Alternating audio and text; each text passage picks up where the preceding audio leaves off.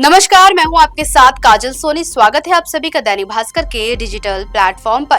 देश आज ऑपरेशन सिंदूर की पहली वर्षगांठ मना रहा है और इस मौके पर पूरे देश में सुरक्षा रणनीति और सैन्य पराक्रम को लेकर चर्चा तेज है।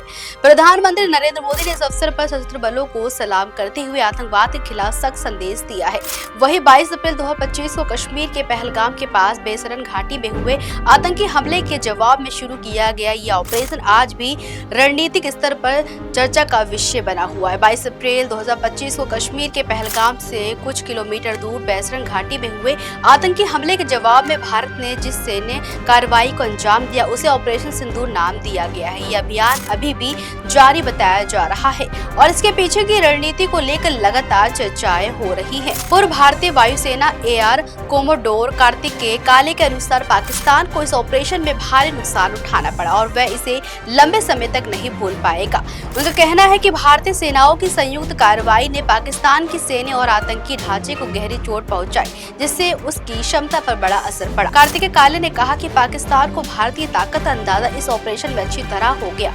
उन्होंने सख्त शब्दों में पाकिस्तान की नीतियों की आलोचना करते हुए कहा कि वे भारत के लिए पड़ोसी देश से ज्यादा एक छोटी इकाई जैसा है।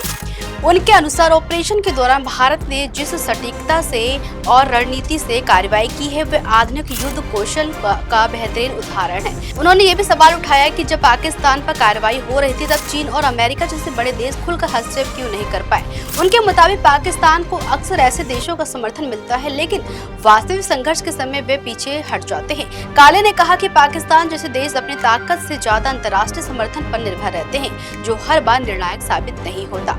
ऑपरेशन सिंदूर को लेकर काले का कहना है कि ये अभी समाप्त नहीं हुआ है और इसे केवल अस्थायी विराम दिया गया है। उनके अनुसार अगर भविष्य में पाकिस्तान की ओर से कोई भी आतंकी गतिविधि होती है तो भारत उसी स्तर पर जवाब देने के लिए तैयार है। उन्होंने इसे एक निरंतर चलने वाली सुरक्षा रणनीति बताया। ऑपरेशन की रणनीति पर बात करते हुए उन्होंने बताया कि इसमें कुल 21 लक्ष्य तय किए गए थे, जिनमें से कई आतंकी ठिकानों को बेहद सटीक तरीके से नष्ट किया गया। बहावलपुर और मुदिका जैसे गहरे इलाकों में किए गए हमले इस बात का प्रमाण है कि भारतीय वायुसेना किसी भी दूरी पर जाकर लक्ष्य भेदने में सक्षम है। इस कार्रवाई को अंतर्राष्ट्रीय स्तर पर भी एक मजबूत सैन्य उदाहरण के रूप में देखा गया है। कार्तिकेय काले ने अपने अनुभव साझा करते हुए बताया कि उन्होंने भारतीय वायुसेना में 35 वर्षों तक सेवा दी और टॉप गन ट्रेनिंग स्कूल में प्रशिक्षक भी रहे।